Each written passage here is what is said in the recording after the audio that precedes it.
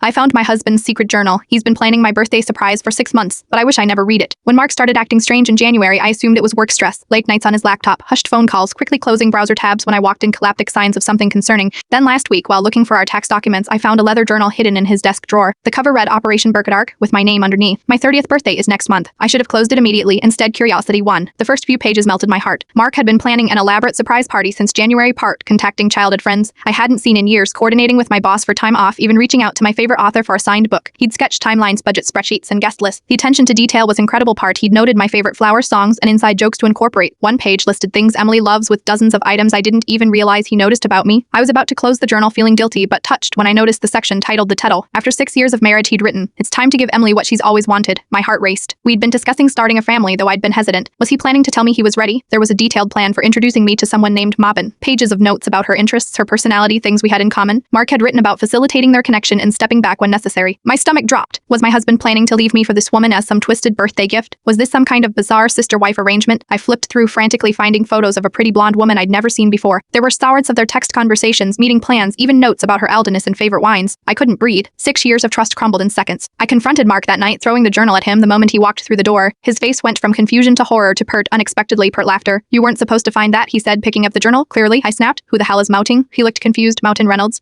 My favorite author is Catherine Reynolds." "No, she publishes under Catherine, but her real name is Mountain," he explained. "I've been working with her publisher for months. She never does events or signings, but I convinced her to come to your party because your dissertation was on her work." He flipped to the photos I'd seen. "See, this is her at her only public appearance 10 years ago. I've been trying to arrange not just a signed book, but for you to actually meet her." I felt simultaneously relieved and ridiculous, but all these notes about facilitating a connection and stepping back. "Because I know you'll be starstruck," he said gently. "I was planning how to make sure you get quality time with her without me hovering awkwardly. I even researched questions about her books you might want to ask." The tears came, then pert relief mixed with shame. Mark held me, laughing softly. "Did you really think I was planning to leave you on your birthday?" "I don't know what I thought," I admitted. He kissed my forehead. "Well, surprise ruined. But at least I know my wife thinks I could land a famous author as a girlfriend." We laughed together. But later that night I couldn't sleep, not because of Mounting Catherine, but because of what I discovered about myself. How quickly I jumped to the worst conclusion. How easily I doubted the man who'd spent 6 months planning the perfect day for me. My real birthday gift wasn't meeting my favorite author. It was the realization that sometimes secrets aren't betrayals, pair, and their acts of love I need to trust more, though I am still not sure how to act surprised when Catherine Reynolds walks into my party next month.